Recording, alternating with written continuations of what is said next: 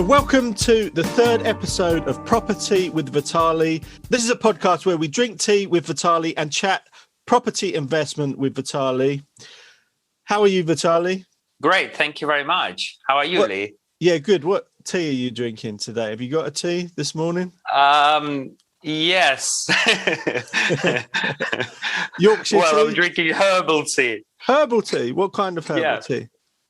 Lemon and ginger. Cool. I like the spice sort of thing. The spice? And honey. Honey, that sounds nice. Yeah, instead of sugar. Honey instead of sugar. Very good. Yeah. I always drink coffee in the morning, first thing, coffee, and then I save my tea for later. In the afternoon, I have a tea in the afternoon. Yeah, I had it this morning, coffee already with the condensed milk. That's what I like, really. Coffee with condensed milk. Coffee with condensed milk. I remember now. I remember from last It's really month. good. Yeah, I do like coffee and condensed milk. So my name is Lee of LeeLaunches.com, and I know nothing about property investment, and I quiz Vitaliy every month to find out everything Vitaliy knows about property investments. Every month we will be discussing a range of topics to do with property investment, everything from how to get into property investment to best tips on investing in a fixer-upper and how to find good property deals to invest in. And in this episode, we're going to be discussing 5 tips to identify a renovation property project.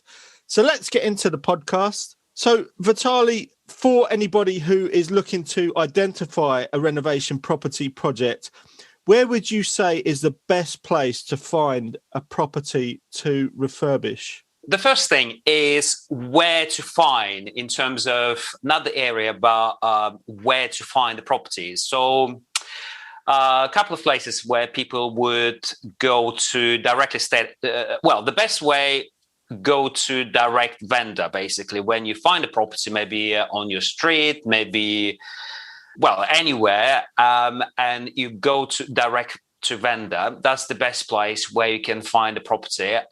Second one is like a Rightmove, Zoopla, Gumtree, because Gumtree is a good place to find rundown properties, because you can imagine if people put it onto the Gumtree, they must be quite desperate to sell their property. That's the portals where you can find the property. But in terms of the area, if you're thinking, where is the best area to invest, to buy rundown property, renovate, and then resale or rent, it actually doesn't exist such as a gold area where you can buy, and it basically works everywhere in any area. The main thing is, if you've done your numbers right, if you've done your research, if it's a demand in the area, sale demand, then it would work anywhere, any place, any town, any city. That's the beauty about the renovating the property. Because, for example, HMO would not work everywhere. It has to be in the city, towns, close to universities or hospitals or this sort of places. But to buy a place to renovate, add the value to the property, it would work anywhere, pretty much. So having what we talked about in the last episode where we talked about different property types, that's quite key, knowing what kind of property investment you're buying for. Is what you're saying as well. Yes. If you're listening and you didn't listen to the last episode, make sure you go back and listen where we talked about different property types. So once an investor has found a property they think they want to buy, how can they check the property before viewing? Well, especially today, these days, it's online viewing. It's quite good as well. Well, of course, it's not the best. The best would be visit the property. Now you can do online viewing. And also pictures.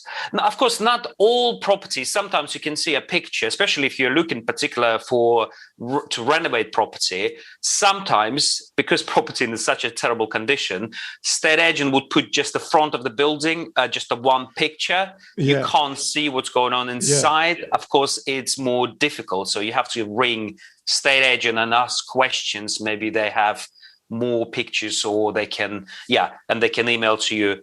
Otherwise, online viewing or a floor plan, because most of the houses on portals like Rightmove, Zoopla, you can see pictures, floor plan, and you can get some sort of feel for the property, what sort of condition, how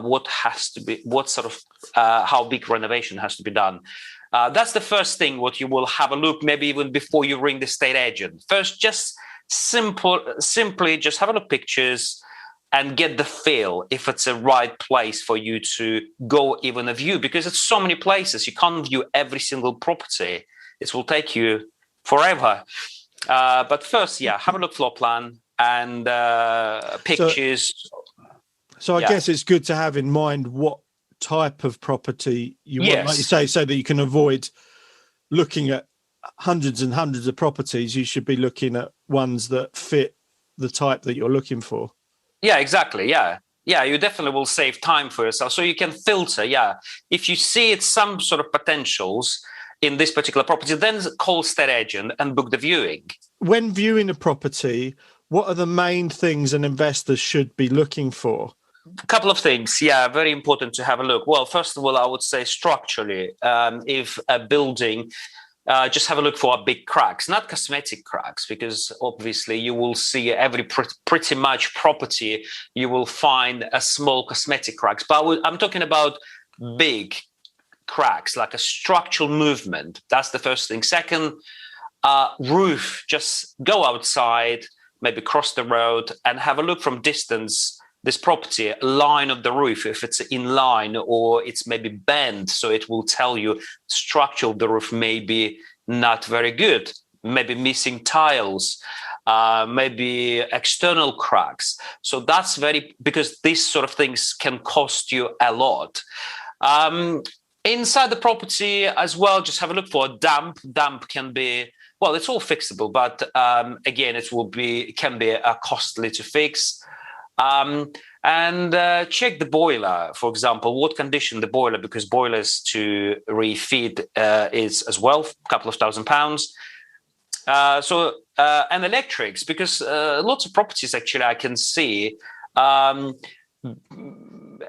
rewired before, not necessarily before they sell, people rewire the property, but some properties already rewired. So that sort of things, structurally, roof, structure of the building, roof, damp, boiler, this kind of stuff, And should we also be looking at how we're going to do the refurbishment, how we're going to add value, what can be done there? Have you got some examples of how you can add value to a property? Yes, when you go to see the property, so of course you need to have some sort of idea what you would like to achieve. For example, when I'm going to view the property, I'm going to view a property, let's say 3-bedroom house. Yeah. And I'm usually, when I'm looking, well, first, before even I call the estate agent, I'm going through on, let's say, Rightmove, going through different properties, and I'm checking the floor plans. And I'm just thinking, first question I would usually ask myself, how I can add the value to this property with cost effective, i.e., can I add the value with an existing floor plan rather than go out or up, like into the loft or at the back of the extension, which is great, but it's more costly. But can I, for example, add another bedroom? Move maybe walls around and add another bedroom, 4th bedroom, or maybe I can move bathroom if it's a good size and put a bedroom there and then put a bathroom. Quite often you can put a bathroom between 2 bedrooms, like push walls a little bit. So that's very important to see, can you add value with an existing floor plan? Because that would it will shoot the price up. If you bought a 3-bedroom house, add another bedroom, now it's a 4-bedroom house, price will go, you didn't spend that much money, but the value of the property will go up very good, very well. Another way, of course, add the extension or loft conversion, but obviously it will cost you much more. So you need to make sure, when you buy the property, make sure when you add the value, you still spend less altogether than done up value, because you don't want to spend money more than actually this property will worth. So once we know which property we are buying and how we're going to add value, how do we go about finding a builder? And should we show the builder the property before we buy? Well, it's a bit tricky in terms of yes, it would be good if you haven't got much experience with renovations. It would be good to invite builder to have a look at the property, and so builder can advise you. Builder can give you estimate how much it will cost. But not every builder will be willing to come and have a look if you're just thinking about buying the property, because builder is coming basically for free, estimating for free of charge. And some builders would charge, like some people call me and they would say, I'm looking for property and we're thinking to buy, but before we put an offer, we would like to know how much renovation will cost. So obviously, I charge money for this. I'm saying if you would like me to come have a look, I have to charge you for that. Of course, if people already bought the property and would like you to have a look, of course you would not charge for that. Where's a good place to find a builder? Well, first we'll probably ask your neighbors, ask your friends. Ask your friends if friends already use the builder, they're happy with the builder, what sort of job. For example, if your neighbor will recommend a builder who renovated their bathroom, but you planning to build extension, make sure this builder is actually experienced with this particular, because I heard so many horror stories when friends would recommend the builder because they've done, as I said, for example, kitchen or bathroom, but you planning to build extension, and your friend would say, he's great. And builder just, if he's not busy, he would think, I will just give a go. But he has got an experience, so it can be disaster. And also, of course, check, because another stories I heard from my clients when a friend recommend the builder, but actually friend never had experience with this builder. For example, this friend met the builder at the party, and they had a chat with with the person, and this person ended up being a builder.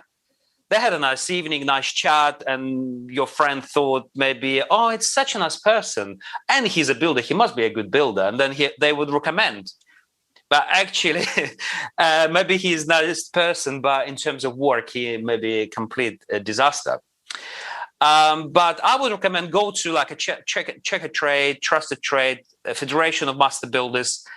I would recommend go to them because these builders, at least you still can get a rogue builder, but at least these builders checked and vetted, and they'll have some on something like Check Your Trader. They'll have reviews, won't they? Which can be a good way to see other people's experience, like you were saying about asking a friend.